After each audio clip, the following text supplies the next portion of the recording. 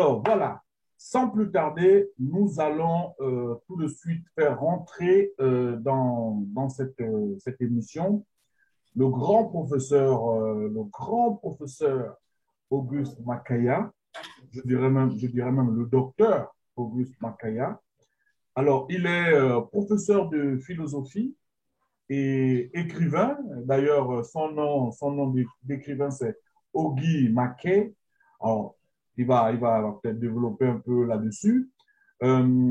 Justement, pour mieux le présenter, je vais, bon, peut-être vous ne connaissez pas encore, mais un représentant de Meduti TV au Gabon, en l'occurrence en la personne du frère d'estime que certains d'entre vous doivent connaître, le frère Mikombi Manfumbi au Gabon, en direct de Libreville, que vous avez vu lors du premier live avec Mauvaise Haleine. Le voilà, donc il est de nouveau parmi nous. Est-ce qu'il m'entend, le frère Manfumbi? Mikombi Manfumbi, est-ce que tu m'entends? Je t'entends très bien, et toi? Ah, Otep, mon frère, comment ça va? Très bien. Ah, c'est toujours un plaisir vraiment de t'accueillir sur Meduti TV. D'autant plus que toi-même, tu es Meduti TV au Gabon. Donc, Iti Motep, comme on dit en Médunetaire. Pareillement. OK.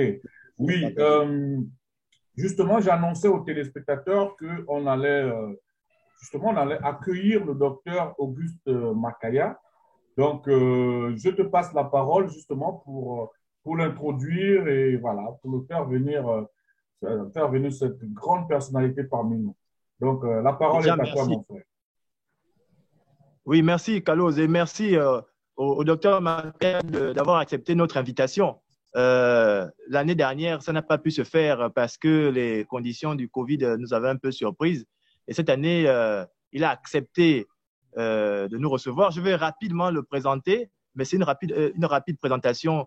Le docteur Makaya a un CV très long. Alors, il s'appelle Makaya Auguste, ça c'est son nom administratif. Il est docteur en philosophie, écrivain sous le pseudonyme de Ogi Mackay. Il est spécialiste de la philosophie africaine et il est enseignant à Libreville. Voici un peu succinctement, cher frère Carlos, ce qu'on peut dire assez rapidement pour présenter le docteur Makaya. Ok, super. Alors, J'espère justement, je qu'il n'y a vais pas le eu de faire. bug. Pardon? Vous avez bien entendu, il n'y a pas eu de Ah, coupure. ah non, non, non, non, pas bon.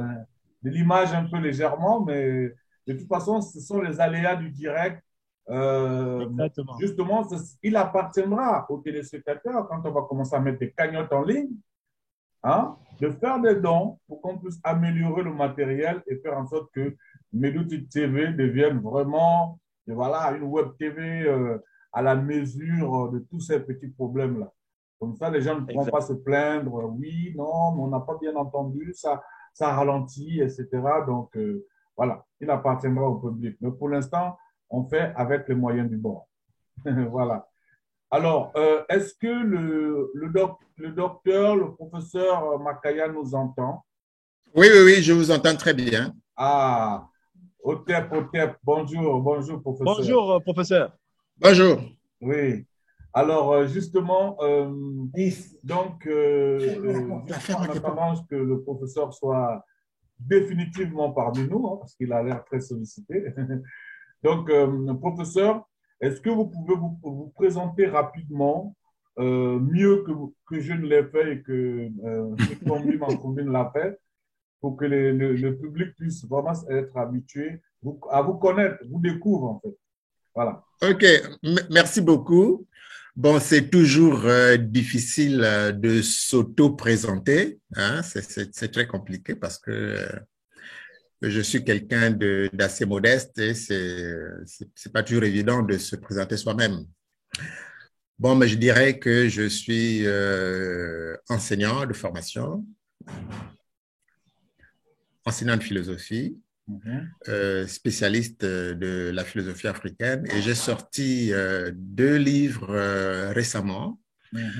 un en 2017 qui s'intitule Misère de la philosophie négro-africaine à Paris, aux éditions L'Harmattan. Je pourrais vous faire une photo pour que vous puissiez montrer aux téléspectateurs. Et puis, il y a un deuxième livre qui a été publié en 2019 qui s'intitule L'aurore de la philosophie négro-africaine du XXe siècle, dans lequel j'ai répertorié les plus grandes œuvres de la philosophie africaine au siècle dernier. Et notamment, parmi les œuvres retenues, il y a la fameuse philosophie africaine de la période pharaonique de M. Obenga. Voilà, donc c'est un intellectuel que je connais très bien, que je suis de très près, et qui est très, très intéressant à mon avis. Ok, bah merci vraiment, professeur. Je pense que les téléspectateurs seront vraiment très curieux de lire vos deux ouvrages.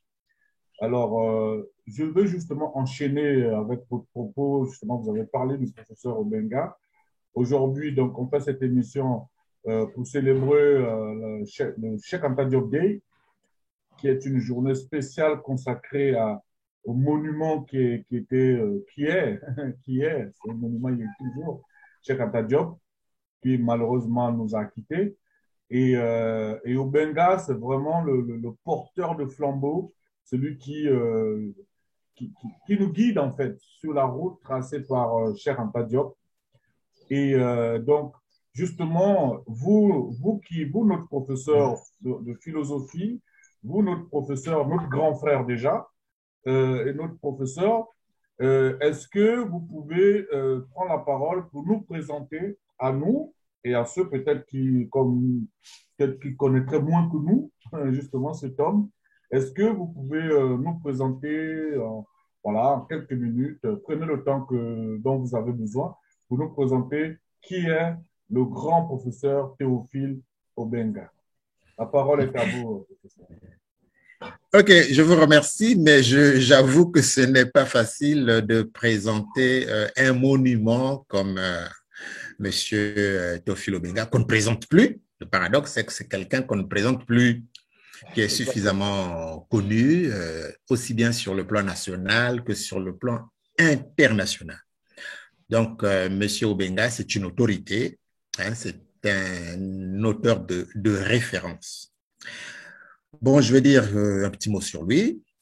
C'est un de nos plus anciens intellectuels. Il est né en 1936.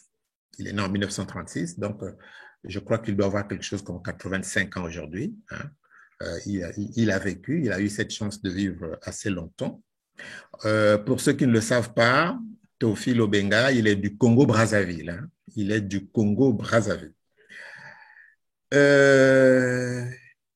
Il a commencé par faire des études d'histoire, mais des études de philosophie. Il a commencé par faire des études de philosophie. Et puis un jour, comme ça, par hasard, en découvrant l'œuvre de Cheikh Anta Diop, il a été vraiment ébloui, fasciné par ce texte-là, notamment très connu, Nation nègre et culture, publié en 1954. Donc, Obenga découvre ce livre. Il est transformé, littéralement. Et du jour au lendemain, il décide d'arrêter ses études de philosophie et pour devenir historien. Voilà un peu pour la petite histoire. Pour la petite histoire. Il a fait un peu de politique. Il était ministre des Affaires étrangères à l'époque de Marien Ngouabi, qui est mort, assassiné. C'est un président qui est mort assassiné en 1977. Et puis les militaires sont arrivés au pouvoir.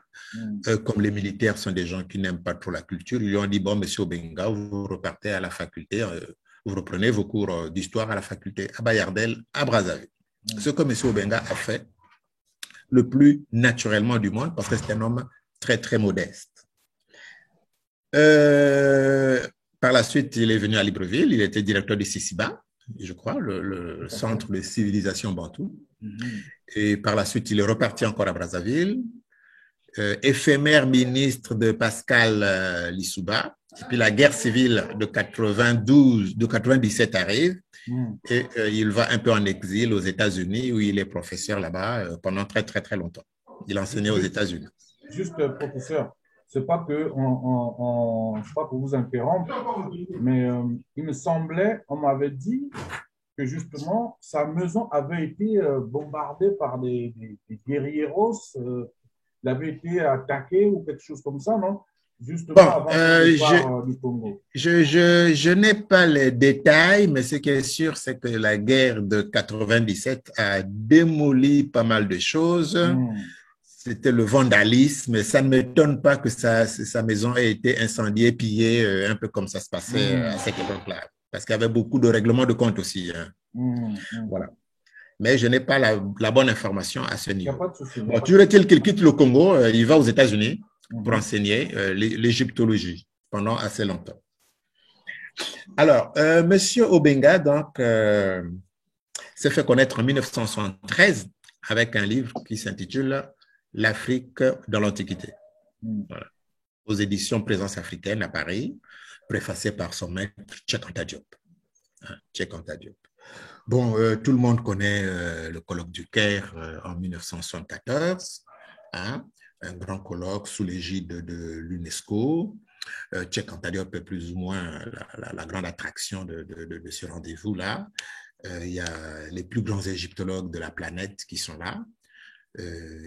Parmi les Africains, on compte à peine Obenga, Cheikh Anta Diop, et puis il y a un qui vient de Khartoum, 4 ou 5 égyptologues originaires de l'Égypte même, et puis tous les autres venaient de l'Allemagne, de France, d'Angleterre, etc.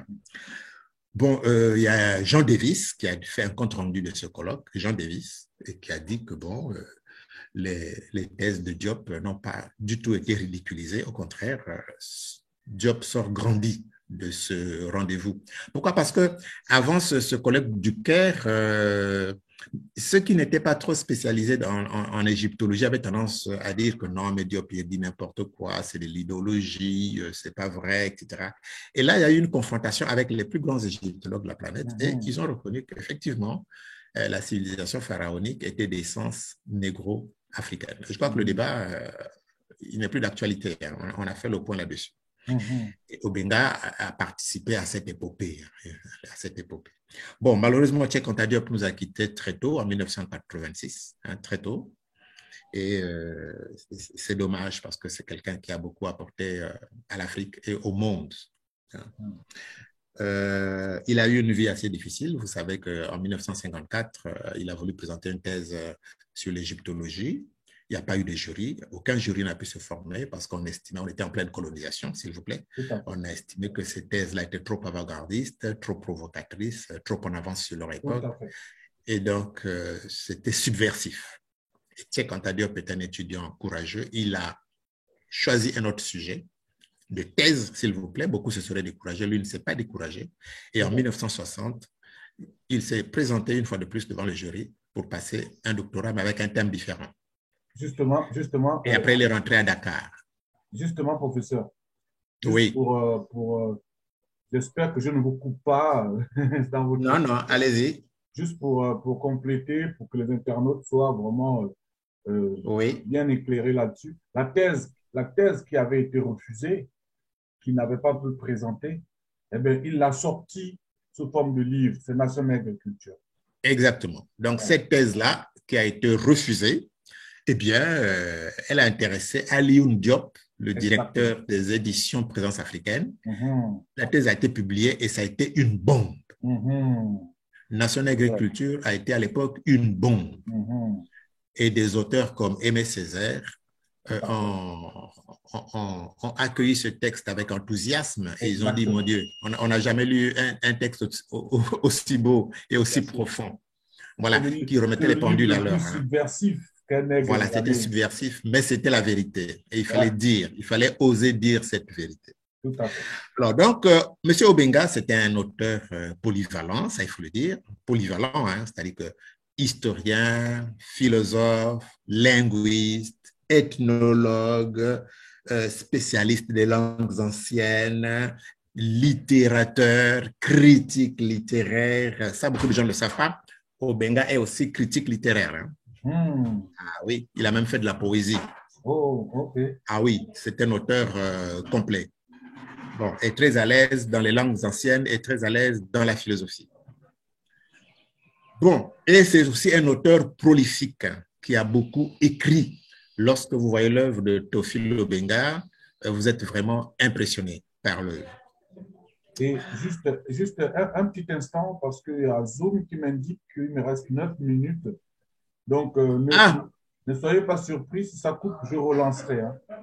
Donc, vous avez quand même 9 minutes. Allez-y. OK, merci beaucoup. Alors, je disais que c'est un auteur prolifique qui a beaucoup écrit. Hein, l'œuvre de Théophile Obenga est vraiment impressionnante. Elle est énorme. Hein, elle est multiforme. C'était aussi un grand polémiste. Hein, Théophile Obenga, par exemple, là, dans ce livre-là, vous voyez, je ne sais pas si vous le voyez là. Tout à fait. Le sens de la lutte contre l'africanisme eurocentriste. Voilà. Alors, ici, Obenga, il est très violent contre les intellectuels de l'Europe qui continuent de nier hein, la vérité en ce qui concerne la civilisation négro-égyptienne. Alors, ici, Théophile Obenga ne prend pas de gants. Il ne prend pas de gants et il est très agressif, parfois même insolent. Mais c'est de bonne guerre.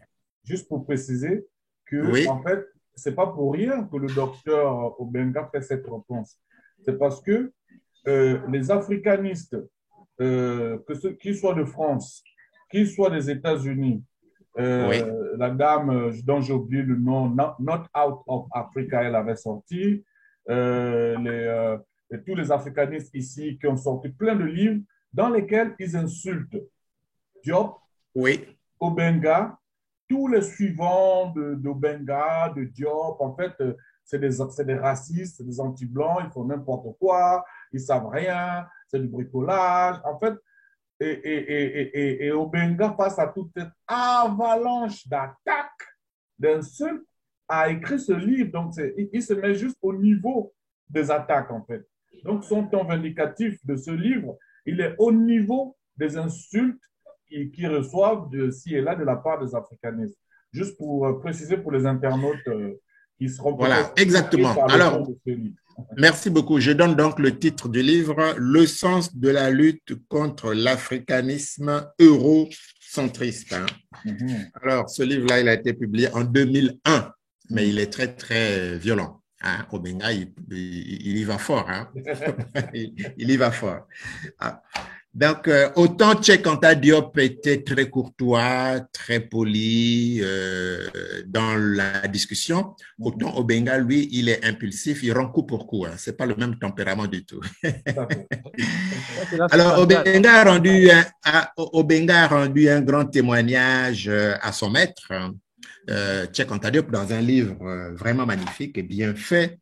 Hein, Cheikh Anta Diop, Volney et le Sphinx, hein, publié aux éditions Présence africaine en 1996. Alors ça, c'est un hommage qu'il a rendu à Cheikh Anta Diop. Vraiment, c'est un livre complet sur l'œuvre de Diop, sa vie, son enfance, ses études, les problèmes qu'il a eus, etc. etc. Un livre vraiment brillant que j'aime beaucoup. Et tous ceux qui veulent en savoir long, très long sur Cheikh Anta Diop, ils doivent lire ce livre. C'est le meilleur qui a été écrit sur Diop jusqu'à présent. Donc, Obenga et Diop, je crois qu'ils ont fait un travail colossal. On ne va pas revenir là-dessus. Hein.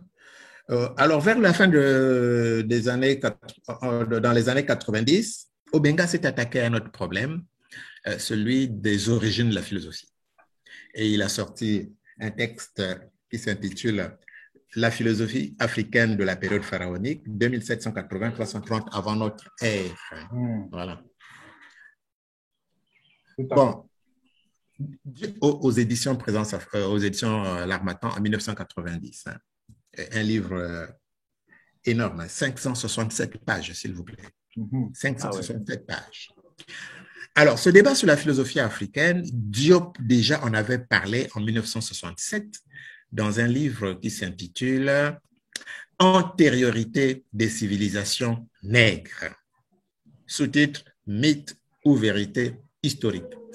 Et là, Cheikh Anta Diop s'était posé une question. Comment se fait-il que la plupart des savants égyptiens sont tombés dans l'anonymat et que, d'un autre côté, les savants grecs qui allaient étudier en Égypte, eh bien, ils sont tous connus, ils sont dans la postérité. Qu'est-ce qui s'est passé pour que les grands intellectuels de l'Égypte, les maîtres à penser des Grecs, soient aujourd'hui inconnus. Il s'est dit, c'est passé quelque chose. Et Obenga, donc, a creusé ce sillon pour mettre à jour une philosophie pharaonique en cherchant ici et là des textes, en les traduisant et en les commentant. Bon, ce livre-là, il fait débat, il y en a qui le trouvent pertinent, il y en a qui émettent des réserves, mais enfin, le but de notre rencontre d'aujourd'hui n'est pas là. Mais toujours que c'est un travail important, monumental, qu'il faudrait vraiment découvrir. Obenga, c'est aussi, c'est une question qui lui tient à cœur. Là aussi, il y a un autre livre, L'Égypte, la Grèce et l'école d'Alexandrie. Voilà. L'Égypte, la Grèce et l'école d'Alexandrie. Sous-titre, Histoire interculturelle dans l'Antiquité aux sources égyptiennes de la philosophie grecque. Voilà, aux sources égyptiennes de la philosophie grecque. Ça veut dire ce que ça veut dire. Donc, c'est aussi un texte à découvrir. Obenga, toujours, lui, c'est une thématique que Diop aussi déjà avait abordée en son temps, l'Afrique, le panafricanisme. Voyez, le panafricanisme, c'était un des combats de Cheikh Anta Diop, le panafricanisme, parce qu'il partait du principe que la décolonisation avait balkanisé l'Afrique. Ils ont découpé l'Afrique en petits morceaux de territoire qui ont des problèmes pour se développer parce que c'est trop petit. Alors, notre issue, notre chance, c'est de procéder par fédération des grands ensembles pour devenir puissants comme les États-Unis, comme l'Union soviétique à l'époque, et ce que les Européens tentent de faire aujourd'hui avec l'Union européenne. Donc, tant que nous allons rester cloisonnés sur nous-mêmes, autour de nos petites frontières, franchement, ça ne marchera pas. Et Obenga dit donc, il dit ceci, l'État fédéral d'Afrique noire, la seule issue. C'est-à-dire qu'il n'y a pas une autre issue que celle-là. Voilà. Bon, Monsieur Obenga, donc, depuis un moment, il a pris la canne du pèlerin. On le voit beaucoup sur YouTube. Il donne des conférences pour sensibiliser. Il est dans ce combat-là qu'on appelle la renaissance africaine. Voilà, l'Afrique doit renaître. L'Afrique, excusez-moi, je vais donc... OK. Alors, Cheikh Anta Diop, en son temps, avait déjà parlé d'un État fédéral pour l'Afrique noire. Bon, ce n'était pas le premier à en parler. Déjà, à l'époque, Kwame Nkrumah, du Ghana, avait fait de cette idée son cheval de bataille, le panafricanisme. Et Cheikh Anta Diop, qui était un révolutionnaire, il faut rappeler que Cheikh Anta Diop avait un parti politique au Sénégal. Il avait un parti politique qu'il animait, c'était l'opposant de Léopold Sédar Senghor. C'est d'ailleurs ce qui lui a valu beaucoup de problèmes en son temps. Il n'a pas enseigné à l'université, il a été exclu, on ne voulait pas le voir parce qu'on trouvait que sa présence était subversive, dangereuse. Alors, ils l'ont parqué dans un institut de recherche qu'on appelle l'IFAN, Institut français d'Afrique noire. Et par la suite, ça s'appelait Institut fondamental d'Afrique noire. Et puis, c'était pas un problème. Cheikh Anta Diop est resté là-bas. Il a fait ses recherches. Il avait un laboratoire de carbone. Il avait un laboratoire de carbone 14 et c'est là qu'il a sorti ses plus grands livres. Bon, ça c'était pour la petite histoire. Il a même fait de la prison. Oui, il a fait la prison. Il a même failli mourir. Il a attrapé une fièvre. Il dit même qu'il était à un doigt de la mort. Bon, mais c'était parce qu'il y avait des insectes qu'il avait piqués là-bas et puis il avait contracté une maladie. Bon, alors, Diop, donc, il insiste sur le panafricanisme. C'est vraiment, il faut que ça soit une réalité, pas seulement des vœux pieux ou des slogans. Et Obenga, fidèle à son maître, creuse lui aussi le sillon. Et en 2012, il revient lui aussi sur cette problématique-là et il sort ce livre, L'État fédéral d'Afrique noire, la seule issue, publié aux éditions L'Harmattan à Paris. Alors donc, si nous ne nous fédérons pas, franchement, c'est une question de vie ou de mort. Obenga est clair là-dessus. C'est une question de vie ou de mort, c'est une question de survie. Alors, vous voyez donc Obenga, il est historien, c'est vrai, mais il est très engagé politiquement. Hein, et depuis un moment, vous le voyez sur YouTube, moi, j'écoute beaucoup ses conférences. Il en a fait beaucoup. Il est invité à gauche, à droite. Et depuis quelque temps, il tire sur la sonnette d'alarme. Il dit, vous les Africains, je vous parle, vous ne comprenez pas. Vous avez subi la traite négrière. Vous avez subi la colonisation. Si vous ne faites pas attention, les mêmes qui vous ont fait du mal, qui vous ont exploité, risquent de revenir et l'histoire va se répéter parce que l'histoire a tendance à se répéter. Donc, il faut tirer les enseignements de l'histoire. Il faut faire très, très attention. Nous sommes dans un monde de prédateurs où on ne se fait pas de cadeaux. Chacun est là pour ses propres intérêts. Il n'y a pas d'amitié entre les peuples. Je crois qu'Obenga, il est clair là-dessus. Hein. Et il essaie de conscientiser et les jeunes et les hommes politiques et tout le monde. Et puis, sa dernière bataille depuis un moment, c'est la construction à Brazzaville, la capitale du Congo, d'une grande université, modèle américain, qui s'appelle l'université de Kintele. Université de Kintele à Brazzaville. Alors, ça, c'est vraiment le projet qui lui tient à cœur parce qu'Obenga a enseigné aux États-Unis. Il a étudié en France, il connaît le système français, il connaît le système américain. Il pense que le modèle américain, c'est le modèle qu'il nous faut avec de l'espace, avec de la technique, avec des structures de pointe. Parce que si nous n'avons pas une élite en Afrique, nous allons toujours dépendre du savoir venu de l'étranger et nous n'allons pas nous en sortir. Donc, il faut repartir au niveau de l'éducation. Il faut que l'éducation devienne performante chez nous. Et ça, c'est sa dernière bataille. Il se bat là-dessus. Et cette université est en train de prendre forme. Ceux qui l'ont visité disent que c'est un vrai bijou. Un vrai bijou. Mais ça, c'est une idée de Théophile Obenga. Théophile Obenga. Voilà. Donc, Obenga, je lui fais la révérence. C'est pas quelqu'un qui aime les postes. C'est pas quelqu'un qui est derrière les honneurs. C'est pas quelqu'un qui veut être premier ministre. Non, c'est un intellectuel pur. Bon, si on l'a vu dans tel ou tel gouvernement, c'est parce que les hommes politiques aiment bien avoir ce genre d'intellectuel dans le gouvernement parce que ça fait bien. Ils profitent un peu de son aura, de son succès, de sa renommée intellectuelle. Mais c'est pas Obenga qui va vers les postes. C'est la politique qui vient vers lui, mais c'est pas lui qui va vers la politique. Je crois que ça, il faut que ce soit clair là-dessus. C'est très important. Ça, c'est très important ce que vous dites là. Oui, ce que non, oui. C'est très important parce que beaucoup de gens critiquent, beaucoup de gens, surtout aussi en Occident, enfin bon, bref, ils critiquent beaucoup, ils manquent de respect l'aîné Obenga en disant c'était un bandou à Sassou Nguesso. Non, pas du tout. Non, voilà. Non, donc, moi je ne, voilà. Moi je ne suis pas d'accord avec Parlez-leur parce qu'ils vont regarder ce live. Parlez-leur. Qu'est-ce que vous avez à leur dire à ces gens? Oui. Moi je ne suis pas d'accord avec cette idée.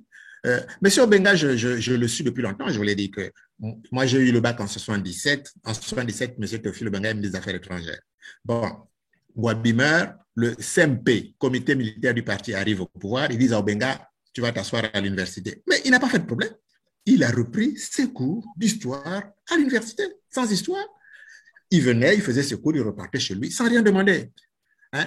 En politique, Obenga n'a jamais rien demandé. Ce sont les hommes politiques qui plutôt veulent bénéficier de son succès, de son aura, de son expertise, parce qu'avoir quelqu'un comme ça dans le gouvernement, ça vous donne une certaine légitimité. Voilà. Mais Obenga, aujourd'hui, avec toute son œuvre, n'a pas besoin de la politique. Moi, je crois qu'il faut que ce soit clair. Il n'en a pas du tout besoin. C'est un intellectuel de renom, de très haut niveau et de dimension internationale. On n'en a pas beaucoup comme ça. Bon, c'est vrai que sur le plan philosophique, lui et moi, nous ne sommes pas souvent d'accord, mais c'est un aîné, c'est un grand, c'est un ancien. Je le respecte.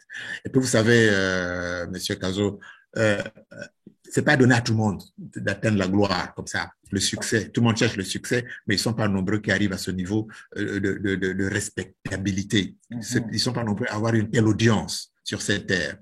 Alors donc, quand quelqu'un atteint ce niveau-là, la moindre chose, c'est de commencer par le respecter. Il faut respecter les autres. Et puis Obenga, c'est un érudit, c'est un savant.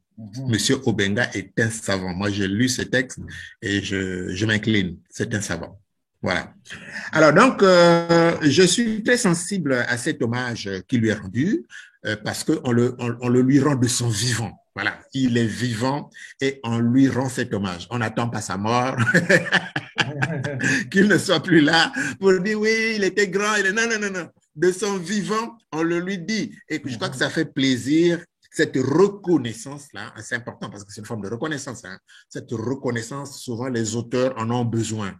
Et ça leur donne un surplus d'énergie pour aller plus loin. C'est pourquoi je vous remercie beaucoup d'avoir pensé à moi. J'apporte ma petite contribution et ça a été un vrai plaisir de venir parler de ce grand homme. Je vous remercie. Le plaisir est partagé, professeur. Et justement, ne partez pas parce que peut-être qu'il y a Mikombi Mafungi, a peut-être 2, 3 remarques ou questions. Voilà, je lui passe le micro. Oui, d'accord. Monsieur Makaya. Oui. Encore merci pour cette belle hommage que vous venez de rendre au professeur Théophile Obenga, et merci pour votre présentation qui est vraiment à la hauteur de toute la jeunesse gabonaise que nous sommes. C'est-à-dire vraiment, on a tous compris, il n'y a pas eu de gros mots, de gromologie. Vraiment, vous avez rendu accessible.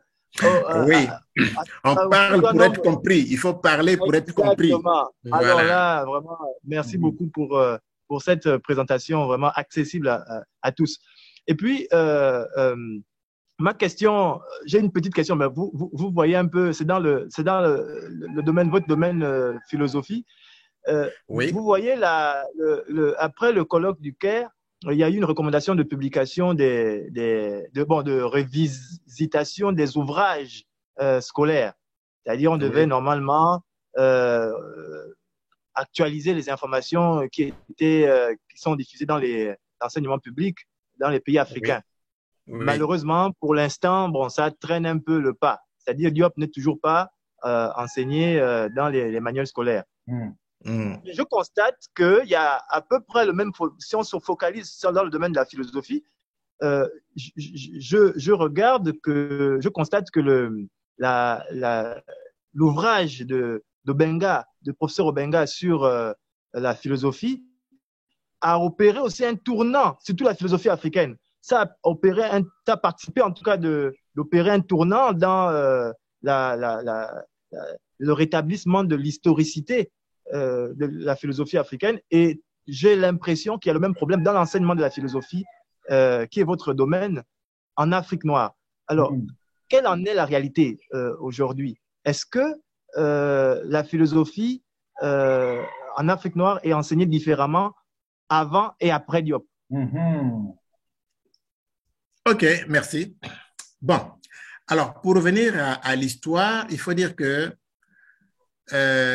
on voulait écrire à un moment donné l'histoire de l'Afrique noire. Il y a eu un projet comme ça sur l'histoire de l'Afrique. Il était question d'écrire l'histoire de l'Afrique noire des origines à nos jours.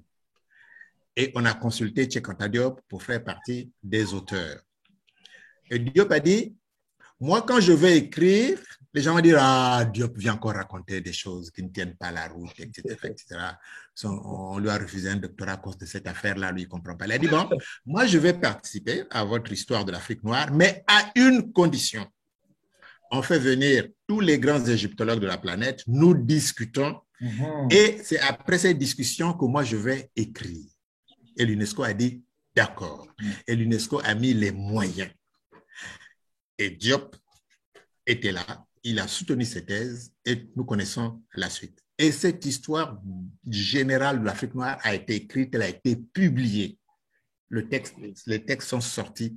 Il y a un article de Diop, bien sûr, qui le concerne, et il parle justement de l'Antiquité, la période pharaonique, etc. Qui étaient les anciens Égyptiens? Voilà le problème de Diop. Qui étaient les anciens Égyptiens? Donc, cette histoire-là, de l'histoire africaine a été réglée. Donc, on ne revient plus là-dessus. L'Afrique a une histoire. Il y a eu des gens qui ont dit que l'Afrique n'a pas d'histoire. Hegel, notamment un philosophe comme Hegel, qui a osé dire que nous sommes en dehors de l'histoire universelle, etc. Bon, ce sont des bêtises. On sait qu'aujourd'hui, ces théories-là ne sont plus valables.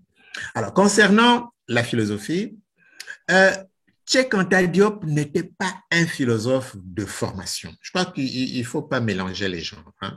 Cheikh Anta Diop n'a jamais dit qu'il était philosophe et n'a jamais eu la prétention d'écrire un livre de philosophie. Il n'en a même pas écrit, même pas un seul. Bon, sauf que ce sont des intellectuels de très haut niveau, polyvalents, qui abordaient beaucoup de questions et qui n'ont pas pu échapper à cette question de la philosophie. Bon, il a regardé, il s'est questionné et il a ouvert quelques pistes, mais il n'a pas eu le temps vraiment d'explorer ces intuitions-là. Mais il a signalé que l'Égypte, c'est la mère des civilisations, et que tout le monde allait étudier là-bas. Tous allaient se former là-bas. Parce que nous savons tous que les Égyptiens sont les inventeurs de la géométrie, par exemple. Les Égyptiens étaient en avance par rapport aux Grecs sur la géométrie, les mathématiques, en médecine, en astronomie, en architecture, dans beaucoup de domaines. Quand on voit les monuments laissés par les Égyptiens, les pyramides, par exemple, il n'y a pas d'équivalent ailleurs.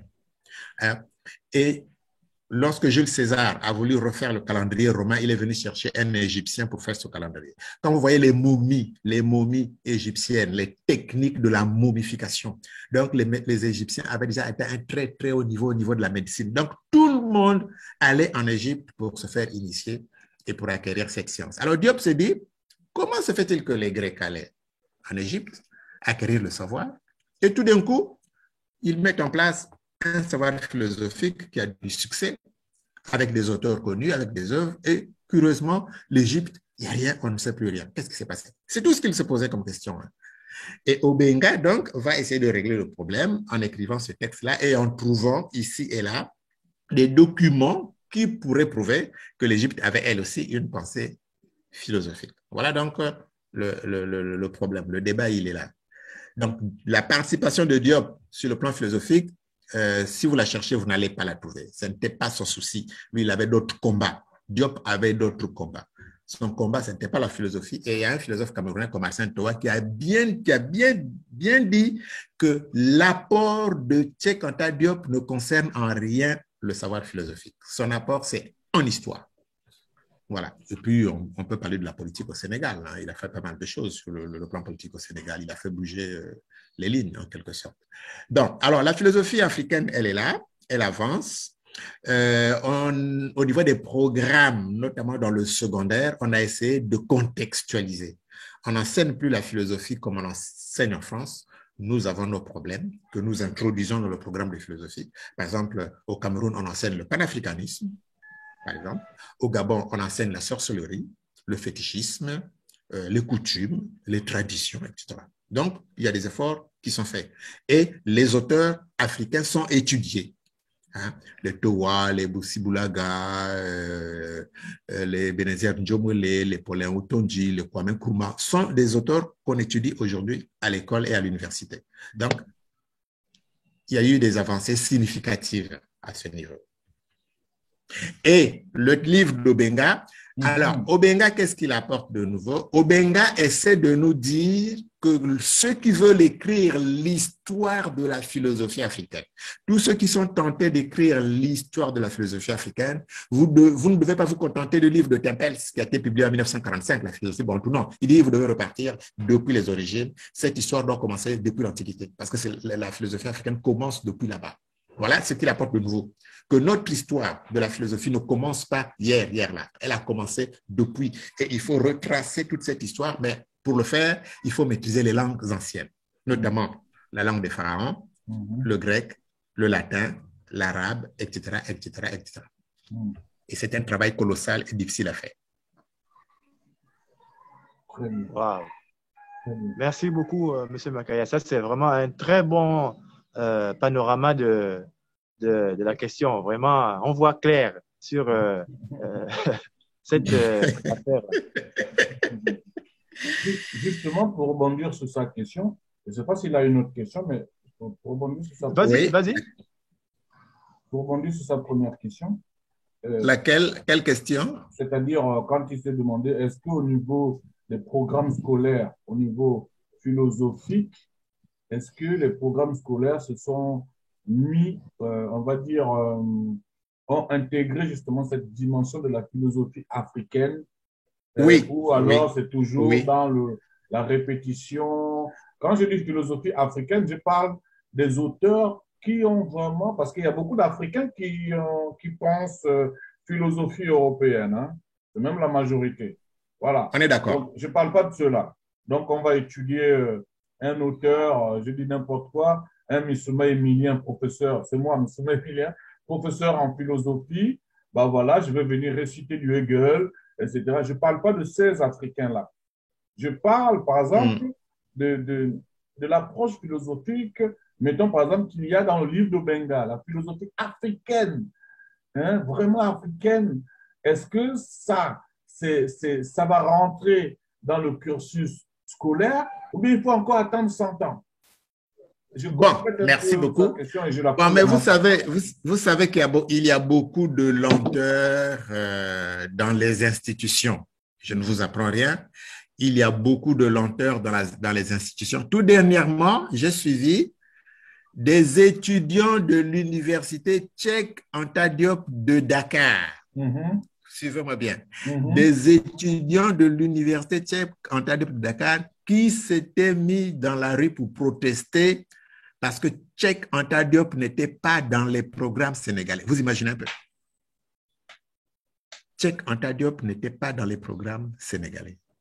Voilà où est-ce que nous en sommes. Donc, il y a ici et là des résistances. Il y a des résistances. Et l'être humain, il est comme ça. Donc, ce sont des habitudes qui se sont installées et c'est toujours difficile de faire bouger les lignes. Mais les jeunes, ils ne baissent pas les bras. Les jeunes ne baissent pas les bras. La lutte continue. Ça prendra le temps que ça prendra, mais ça se fera. C'est tout. Ouais. En tout cas, je ne sais pas si Yannick a encore une question ou pas. Si c'est le cas, oui. Non, pour moi, ça va. Ah, OK. D'accord. Donc, moi aussi, hein, je suis content de cette présentation.